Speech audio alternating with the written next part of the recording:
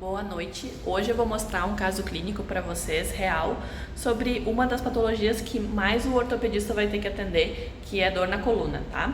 Eu vou te mostrar baseado em exames, como que a gente atende o paciente, como que a gente conduz o caso e como que a gente analisa o exame de imagem desse paciente. A história, então, é de um paciente masculino de 22 anos que está há cerca de um ano com dor lombar.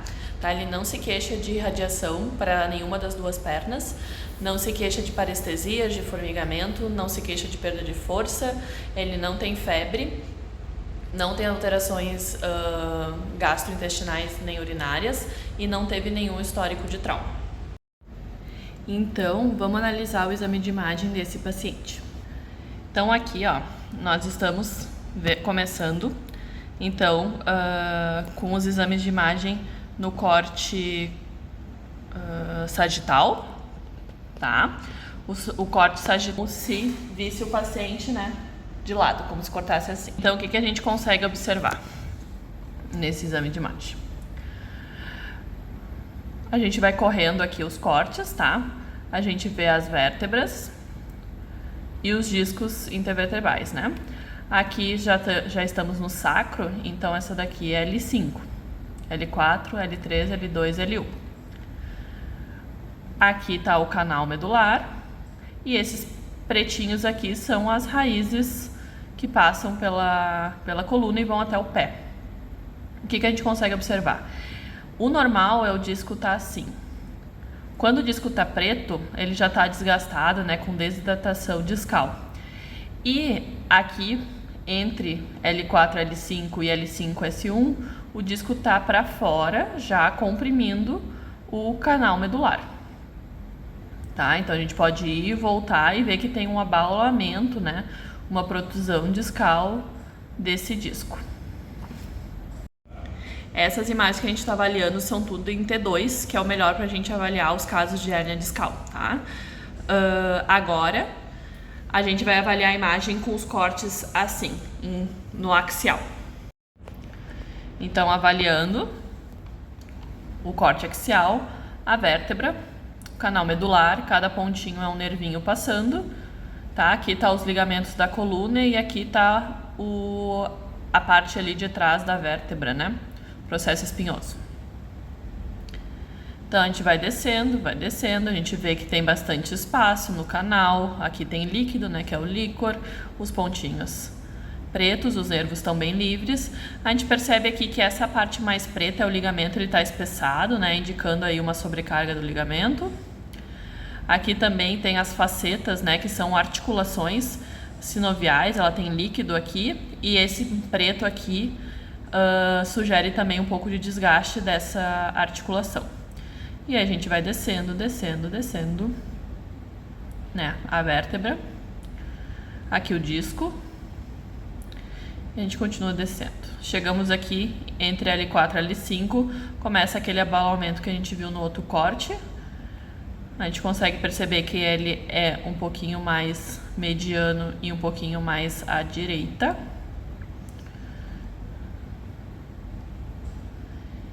E L5, S1, a gente percebe um abaulamento também, que isso comprime aqui onde está passando os nervos e o líquor. E ele é um pouquinho, nesse caso aqui, mais à esquerda. E aqui é por onde sai a raiz de L5-S1.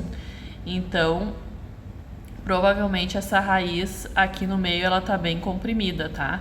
Aqui, centralmente, é mais difícil comprimir, né? Ainda tem espaço, apesar de estar tendo esse abaulamento, mas a raiz que sai entre L5-S1, que é a raiz de L5, ela sai um pouquinho mais comprimida nesse espaço. Esse paciente ele tem principalmente queixa da dor lombar, que provavelmente é pelo disco, né? Pela discopatia ali, pela lesão do disco e não tanto pela compressão nervosa, tá? Quando a gente comprime uma raiz do lado direito, ela dá sintomas do lado direito, e quando ela comprime a esquerda, dá sintomas do lado esquerdo, né?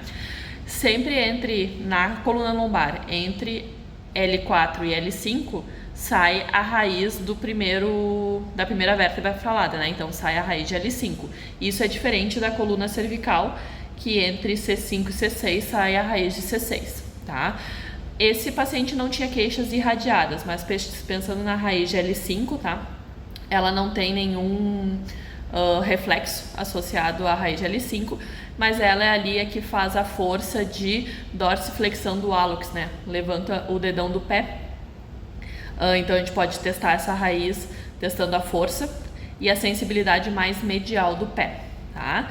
É sempre importante descartar aí episódios de febre, de mal-estar geral, né? Os sinais que a gente pensaria numa infecção do disco, né? Ou uma infecção de coluna lombar.